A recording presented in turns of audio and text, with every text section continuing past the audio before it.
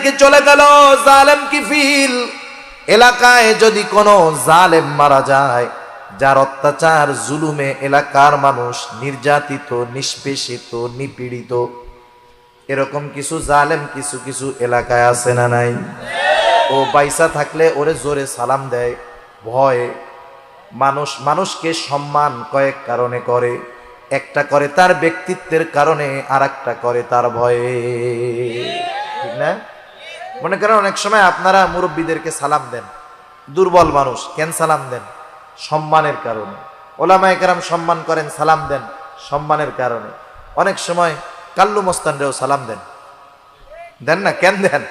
ভয়ে, না জানি সালাম না দিলে কোন সময় কি করে বসে, তার ঠিক আছে। সেজন্য মানুষ জালেমদেরকেও সম্মান করে ভয়ে। ওই ধরনের কোন জালেম যদি মারা যায়, অনেক মানুষ মারা গেলে দোয়া পড়ে ইন্না লিল্লাহ, কিন্তু ওই ধরনের কোন জালেম মারা গেলে মুখে ইন্না লিল্লাহ, অন্তরে বলে আলহামদুলিল্লাহ, ঠিক কিনা বলে? জালেম কিফিল মারা গেছে, এলাকার মধ্যে খবর ছড়ায় গেছে কিফিল মারা গেছে, এলাকার মানুষ খুশি, কিন্তু কিফিল তো গত রাত্রে তওবা করছে। হাদিসের মধ্যে আসছে আল্লাহ রাব্বুল আলামিন কিফিলের দরজার মধ্যে কুদরতি ভাবে লিখে দিয়েছে, তোমরা কিফিলকে জালেম বলো না, কিফিল তওবা করেছে, আমি আল্লাহ কিফিলের গুনাহগুলা ক্ষমা করে দিয়েছি।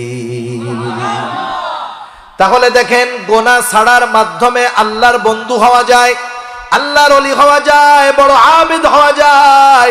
আমি ইবাদত করলাম, নামাজ পড়লাম, রোজা রাখলাম, তাহাজ্জুদ পড়লাম, মানুষের হক নষ্ট করলাম, নিজে গুনাহ করলাম, চোখের গুনাহ করলাম, হাতের গুনাহ করলাম, পায়ের গুনাহ করলাম, রোজা রাখলাম, জবান দিয়ে গীবত করলাম, পরনিন্দা করলাম, আমি অন্যের হিংসা বিদ্বেষ অন্তরের মধ্যে লালন করলাম।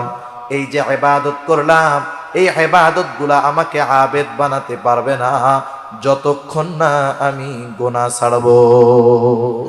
সেজন্য গুনাহমুক্ত জিন্দেগি গঠন করতে হবে। যে কোনো পাপ করার আগে চিন্তা করতে হবে যে এই পাপটা করতে করতে আমি যদি মারা যাই। একটা সময় মানুষ বৃদ্ধ হলে মারা যাইতো, আগের সময় এই সিস্টেমটা ছিল, কিন্তু এখনকার সময় সমীকরণ বলতেছে যে বর্তমান সময়ে মৃত্যুর হার বৃদ্ধদের চাইতে যুবক বয়সের মানুষদের বেশি। যুবক মানুষের মৃত্যুর হার বেশি, অ্যাক্সিডেন্ট করে মরে, স্ট্রোক করে মরে, বিভিন্ন নেশাদ্রব্য পান করার মাধ্যমে মরে। সর্বসাকুল্য যুবক তরুণ প্রজন্মের মধ্যে মৃত্যুর হার বেশি। মনে করেন আপনি সিনেমা দেখতেছেন একা একা এক রুমে, কেউ দেখতেছে না, এটা দেখতে দেখতে যদি আপনি মারা যান, বলেন তো ওইখানে তো গুনাহ